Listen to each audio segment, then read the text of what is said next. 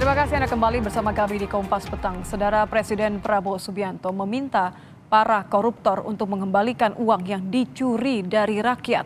Prabowo mengatakan jika dikembalikan mungkin akan memaafkan. Bapak izin Pak. Hal ini disampaikan Prabowo saat bicara tentang korupsi di depan mahasiswa Indonesia di Kairo, Mesir. Prabowo menyatakan dirinya memberikan kesempatan bagi para koruptor untuk tobat dan mengembalikan uang yang dicuri dari rakyat. Prabowo juga mengatakan bakal memberikan opsi cara pengembalian uang korupsi secara diam-diam asalkan yang dicuri dari rakyat dikembalikan.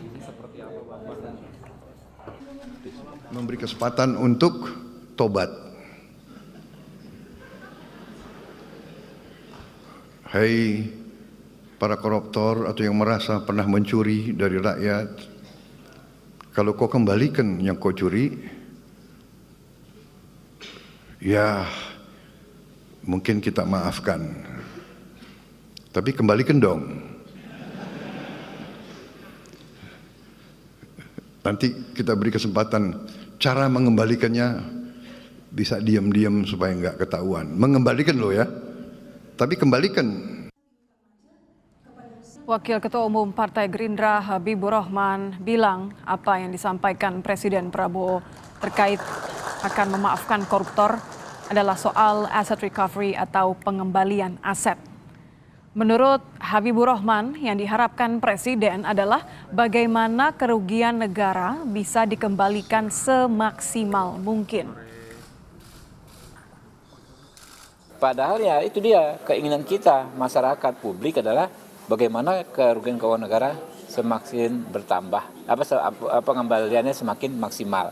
Itu yang disampaikan Pak Prabowo. Pak Prabowo bicara dengan gaya pop, ya kan? Mungkin kita maafkan bukan dalam konteks akan membebaskan, tentu saja beliau akan sangat paham, ya.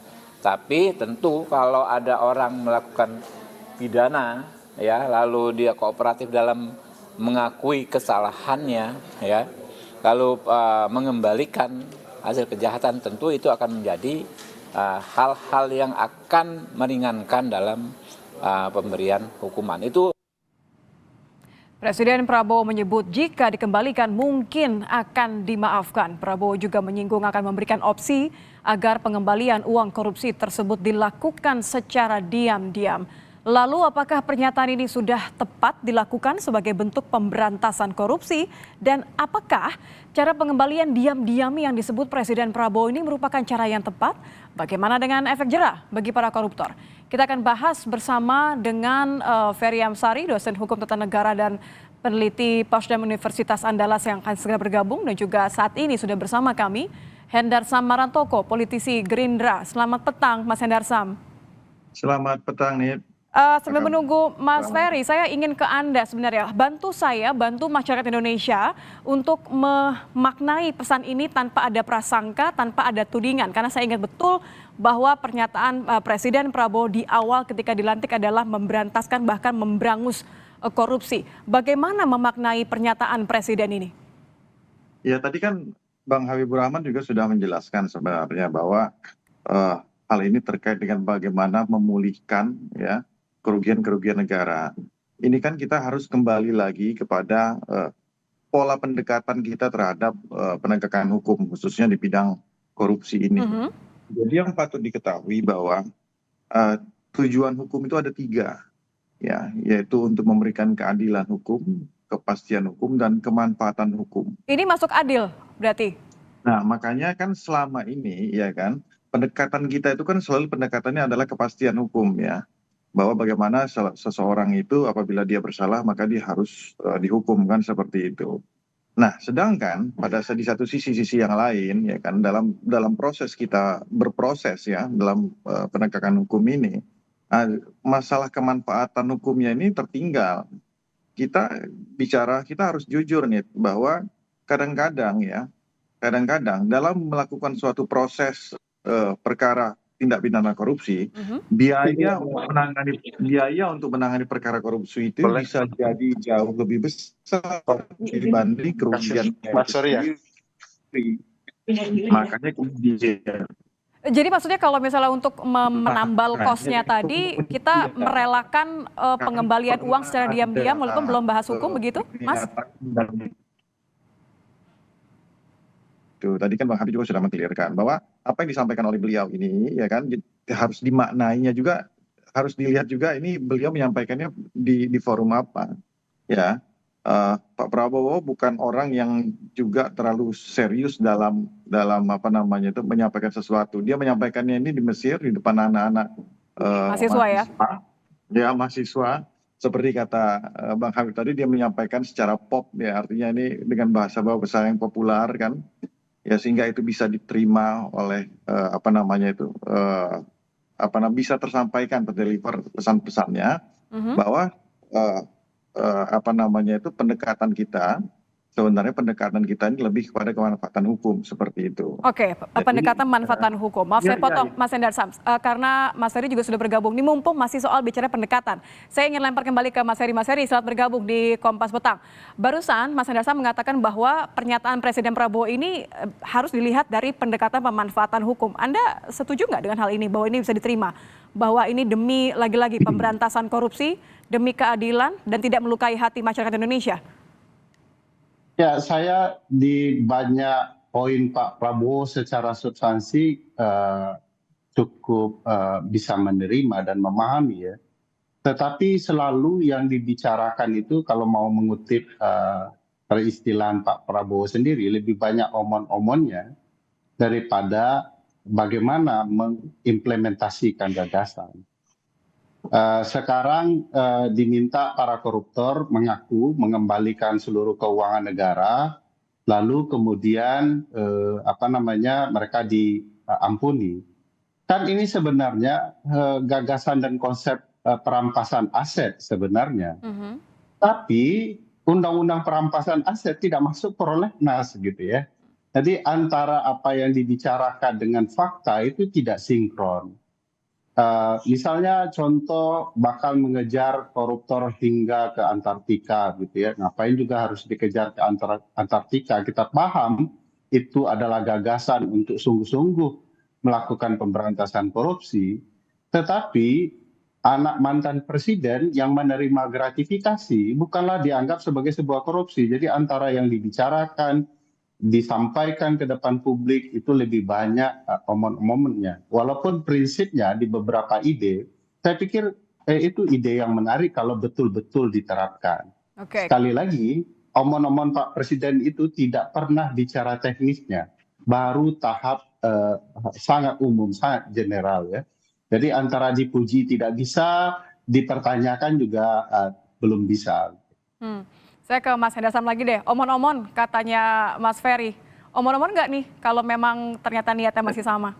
ya belum 100 hari juga bekerja kan, baru beberapa bulan kan.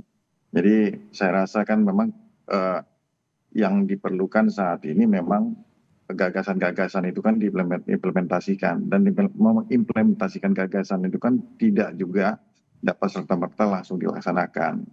Kan seperti itu. Yang penting bahwa ya saya ambil simpulnya saja di ketika oleh Bang Ferry, memang kalau intisarinya kita sepakat bahwa azas ultimum remedium itu dilaksanakan ya, bahwa sanksi pidana itu digunakan sebagai upaya terakhir untuk menyelesaikan masalah hukum, itu mungkin bisa kita jalankan ke depannya ya. Nah, jadi seperti itulah saya rasa ya. Jadi kalau kita bicara masalah itu kan balik lagi, kita ini pemerintahan baru berjalan beberapa lama ya. Belum sampai 100 hari. Kalau kita bicara masalah penegakan hukum sejauh ini juga kan dari pihak KPK ya, dari pihak kejaksaan, kepolisian kan sudah. Mungkin saya rasa sudah. Tapi Mas Hendarsam, ini tuh spontanitas karena memang kebetulan aja lagi ngomong soal korupsi di depan mahasiswa begitu, atau ini sebenarnya sudah ada yang disiapkan, atau ada pesan sebenarnya khusus dari Pak Prabowo? Ya, sebenarnya secara prinsip kan sudah ada pesan dari situ. Dari awal juga pada saat dulu, contoh kalau kita ambil negara berhasil untuk para pengusaha sawit ya. Nah itu kan salah satu pendekatannya, bahwa pendekatan penegakan hukum, ya kan, dan pendekatan kemanfaatan hukum, ya Oke, Mas Hendarsam nampaknya ada sedikit gangguan sinyal. Saya kehilangan iya. suara Anda, tapi nggak apa-apa. Saya ke Mas Ferry terlebih dahulu deh. Mas Ferry, diksi memaafkan ini mungkin ya, kemudian juga mengembalikan uang secara diam-diam ini yang mengingatkan saya dengan pernyataan ICW di awal-awal Pak Presiden Prabowo dilantik gitu. Kalau Anda melihat secara pesan yang dicoba disampaikan oleh Presiden Prabowo dalam kesempatan ini, maknanya apa sih sebenarnya kalau menurut Anda? Ya, ini kayaknya juga Mas Hendarsam perlu memahami bahwa konsep untuk bahwa pemidanaan sebagai ultimum remedium yaitu atau obat terakhir itu tidak cocok dalam konteks apa yang disampaikan Pak Presiden Prabowo ya. Karena ketika dinyatakan bahwa ada upaya, ayo laporkan apa saja tindak pidana korupsi yang Anda lakukan, kalau Anda kembalikan kami maafkan. Itu sebenarnya taktik penghukuman juga kepada koruptor. Bahkan semacam peringatan, kalau Anda kemudian tidak melakukan, kami akan tegas dan kalau Anda tertangkap, Anda akan dipidana. Jadi tetap akan ada konsep ultimum remediumnya. Itu bukan tidak boleh dimaknai bahwa ini akan dihilangkan pemidanaan. Kan jadi lucu ya, kalau untuk koruptor tiba-tiba konsep pemidanaan dihilangkan, diturunkan kekerasannya, gitu ya, keseriusannya. Tetapi untuk kejahatan-kejahatan lain ya kebebasan berpendapat malah dipidana gitu ya. Lalu kemudian bicara soal kebebasan orang di dunia IT juga dipidana kalau berbeda. Ya, Jadi di mana efek perspektifnya jerahnya? harus benar. Ya, jadi harus benar dulu perspektifnya. Pak Prabowo sendiri juga harus paham soal konsep pemberantasan korupsi. Tidak sekedar disampaikan oleh anak buah lalu kemudian disampaikan ke depan publik. Karena kalau itu terjadi, kesan yang kita dapat, Pak Prabowo itu asal enak didengar, lalu disampaikan. Nah, mesti juga teknisnya itu terjelaskan dengan baik, ya, bahwa apa gagasannya, gitu ya. Kalau kemudian para koruptor itu mengembalikan hasil kejahatannya, maka ini sesuai dengan konsep perampasan aset. Dan itu kemudian betul-betul bagian dari gagasan pemberantasan korupsi. Tapi kalau kemudian itu untuk menghilangkan atau mengampuni para koruptor, ya tidak bisa. Kalau setelah itu Anda ketahuan, Anda korupsi, ya tetap akan dipidana, dihukum yang lebih berat. Itu memang gagasan anti korupsi yang tidak bisa juga ditawar-tawar. Gitu. Jadi selain untuk kemudian memperjelas maknanya tadi supaya nggak bias ya, saya kembali ke Mas Hendarsam. Kira-kira seharusnya dibuat seperti apa nih pendekatan tadi manfaatan hukum? Harusnya seperti apa dibuat aturan hukumnya supaya dijamin bahwa bukan diampuni kemudian lolos dari pidana, tapi sekedar ini ya tidak keluarlah dari RUU perampasan aset. Mas Hendarsam. Ya, yang menarik kan bahwa saat ini ya kan Pasal 4 Undang-Undang 31 tahun 1999 itu ya kan yang diperbarui dari Undang-Undang 20 tahun 2001 ya yang menyatakan bahwa pengembalian kerugian negara itu tidak tidak menghapus pidana itu kan masih ada. Nah, itu yang sebenarnya akan dicari formulasi yang tepat untuk saat ini kan.